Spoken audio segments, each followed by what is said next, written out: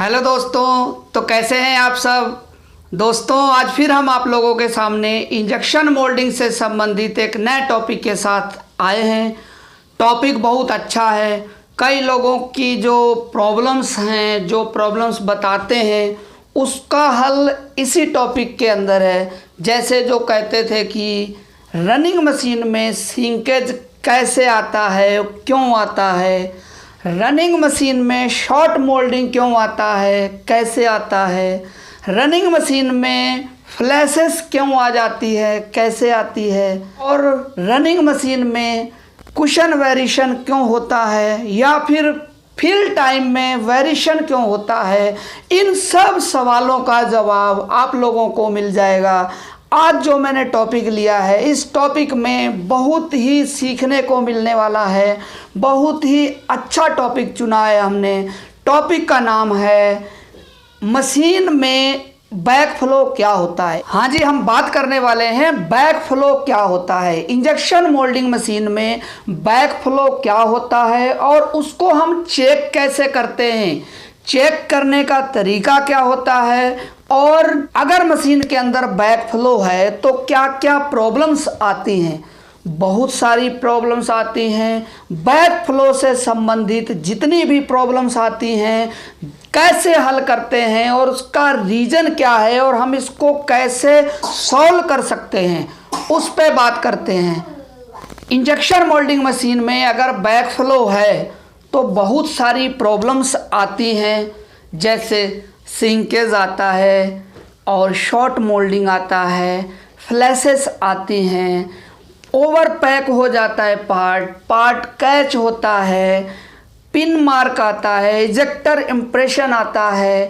Means बहुत सारी समस्याएं आती हैं यदि बैक फ्लो है मशीन के अंदर। मशीन के बैरल के अंदर बैक फ्लो अगर है तो उससे कई सारी समस्याएं आती हैं। बैक फ्लो नहीं होना चाहिए। क्या क्या एक्टिविटीज़ हैं बैक फ्लो को चेक करने की, और क्या क्या हम करते हैं जब बैक फ्लो आता है, कैसे प्रोसेस करते हैं, उन पे बात करेंगे। बहुत बढ़िया टॉपिक है। बैक फ्लो होता क्या है उस पर बात करने से पहले आप लोगों से गुजारिश है, जो मेरे चैनल के लिए नए हैं, मेरे लिए नए हैं, मेरे चैनल को सब्सक्राइब करें। वीडियो अच्छा लगे तो लाइक शेयर कमेंट जरूर करें।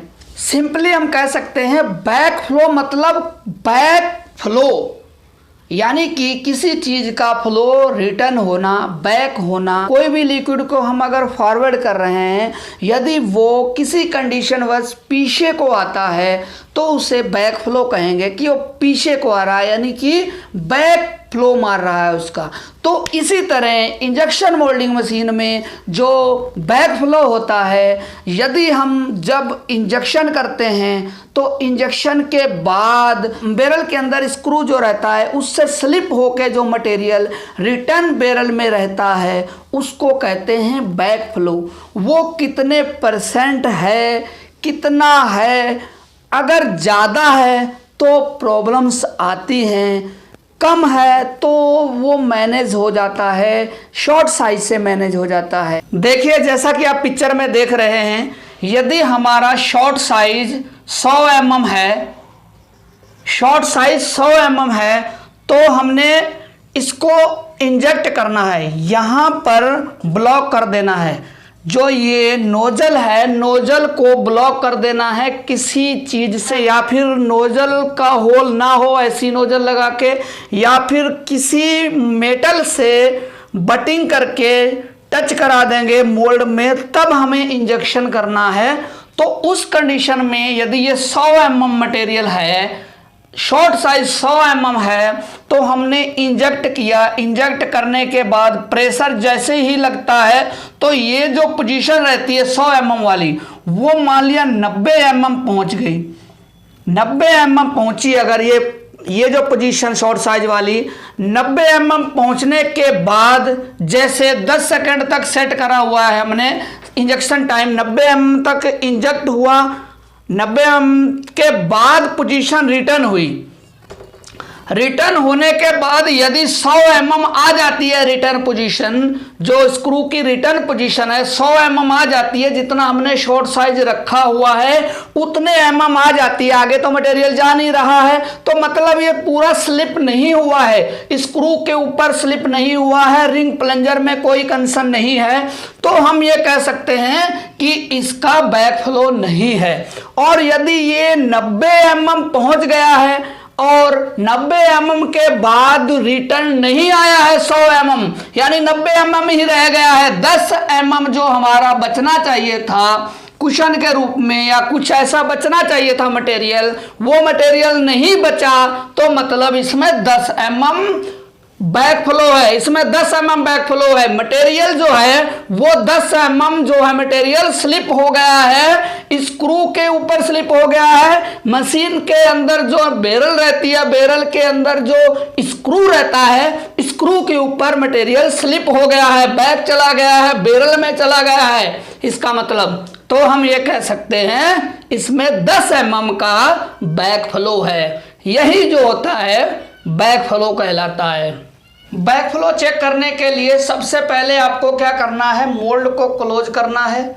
मोल्ड हमने क्लोज कर दिया, उसके बाद जो स्क्रू बुश रहता है उसके आगे ऐसा मेटल लगाना है, ये जो नोजल रहती है नोजल के जस्ट टच में ऐसा कुछ मेटल लगाना है ताकि ये नोजल से लीकेज ना हो जब हम इंजेक्शन करें, और ये मटेरियल भी मोल्ड के अंदर इंजेक्ट नहीं होना चाहिए।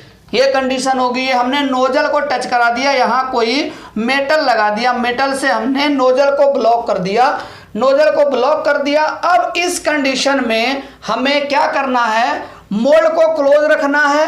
तब हमें ये कंडीशंस रखनी है कि कितना प्रेशर हो, कितना स्पीड हो, कितना बैक प्रेशर हो और कितने स्टेज में हमें ये प्रोसीजर करना है। ये कंडीशंस जो हमने अप्लाई करनी है, कितने स्टेप में हमें वेरीफाई हो जाएगा कि रिंग प्लंजर में इशू नहीं है, बैरल के स्क्रू में इशू नहीं है, यानी कि बैक फ्लो नहीं है। बैक फ्लो नहीं होगा तो रिंग प्लंजर या स्क्रू में कोई कंसर्न नहीं होगा, ना आपको प्रोसेस करने में इशू आएगा। फर्स्ट हमने मोल्ड क्लोज किया, नोजल को ब्लॉक किया। अब इंजेक्शन के टाइम हमें किन किन बातों का ध्यान रखना है। First of all injection pressure machine का 50% होना चाहिए, ज्यादा होगा तो नोजल को जो मेटल आगे लगा हुआ है वो नोजल डैमेज कर देगी, या फिर उसको इंजेक्ट करते समय वो जो मेटल लगा रखा है वो डैमेज हो जाएगा, तो इंजेक्शन इधर उधर हो सकता है, मटेरियल लीकेज हो सकता है, या फिर स्क्रू तोड़ सकता है। इसलिए मशीन का 50% हमें रखना है इंजेक्शन प्रेशर। जब ये कंडीशन हमें चेक करनी है बैक फ्लो की, तब इंजेक्शन स्पीड जो रखनी है हमें वो रखनी है 20%। मशीन की जो मैक्सिमम स्पीड है उसकी 20% हमें ही यूज करनी है जब हम ये प्रोसीजर कर रहे होते हैं। बैक प्रेशर भी हमें 10% यूज करना है मशीन का, और जो इंजेक्शन टाइम है वो आप मैक्सिमम लेके जाएंगे, 20 से 30 सेकेंड तक इंजेक्ट करते रहना है। 20 से 30 सेकेंड तक हम इसको इंजेक्ट करते रहेंगे ताकि रिजल्ट अच्छा आए। उस कंडीशन में हमें शॉर्ट साइज जो रखना है, पहला जो स्टेप लेंगे, पहले स्टेप में हमें जो वेरीफाई करना है बैक फ्लो, वो 10% लेंगे शॉर्ट साइज मशीन का। मशीन का जो शॉर्ट साइज है 10% हमें यूज में लेना है पहले स्टेप में। दूसरे स्टेप में मशीन का जो शॉर्ट साइज है 20% लेना है, तीसरे में 40 और चौथे में लेना है 60%, पांचवें में लेना है 80%, छठे में 100 लेना है। पूरे का पूरा शॉर्ट साइज पे भी हमें वेरीफाई करना है बैक फ्लो है कि नहीं है। इस कंडीशन को अप्लाई करेंगे जब आप बैक फ्लो को वेरीफाई कर पाएंगे, मशीन के अंदर कितने mm बैक फ्लो है वो वेरीफाई कर पाएंगे। सबसे पहले हमने क्या किया, नोजल को ब्लॉक किया और मोल्ड को क्लोज किया, नोजल को टच किया। अब हमारी कंडीशंस रख दी हैं और इंजेक्शन टाइम हमने रखा 20 सेकेंड, 20 सेकेंड हमने इंजेक्शन टाइम रखा। शॉर्ट साइज जो हमने लिया है वो लिया है मैक्सिमम मशीन के शॉर्ट साइज का 10%।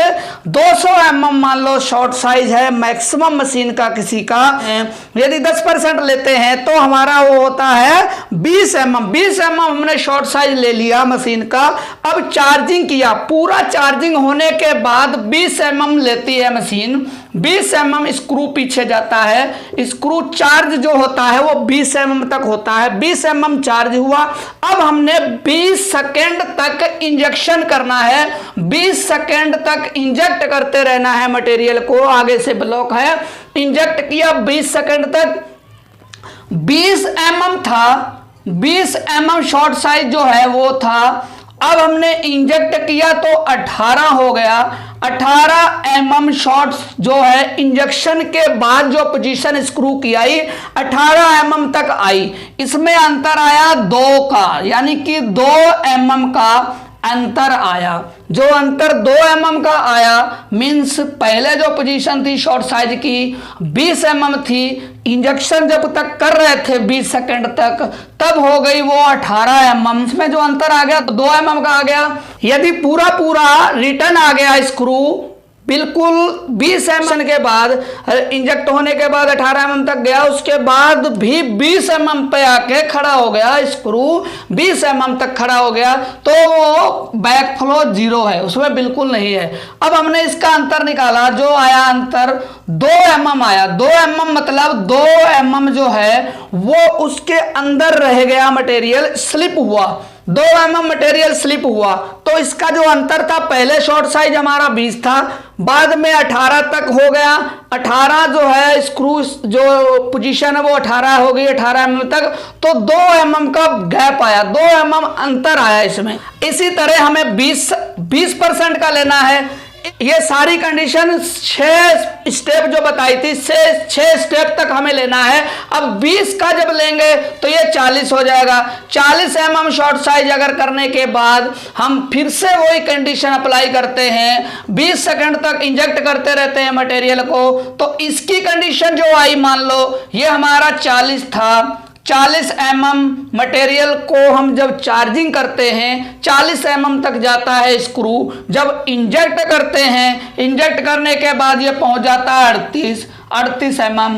तो इसमें जो अंतर आया कि ये भी आया 2 mm का, तो हमारा इन दोनों से अगर लगाएं बैक फ्लो है 2 mm। 2 mm बैक फ्लो है मशीन के अंदर, बैरल के अंदर 2 mm बैक फ्लो है। तो इसे हम काउंट करते हैं 20% तक जो है बैक फ्लो मान्य होता है। 20% अगर बैक फ्लो है मशीन के अंदर तो कोई दिक्कत नहीं है, स्क्रू में दिक्कत नहीं है, रिंग प्लंजर में दिक्कत नहीं है, मतलब आपका जो स्क्रू बैरल है बिल्कुल सही है। 2 mm का अंतर आ रहा है, 2 mm से कुछ ये ज्यादा नहीं कहलाएगा, ये 20 के अंतर्गत ही आ जाएगा। 20% तक हम ले सकते हैं। यदि मशीन में बैक फ्लो है तो क्या क्या प्रॉब्लम्स आ सकती है इंजेक्शन मोल्डिंग में?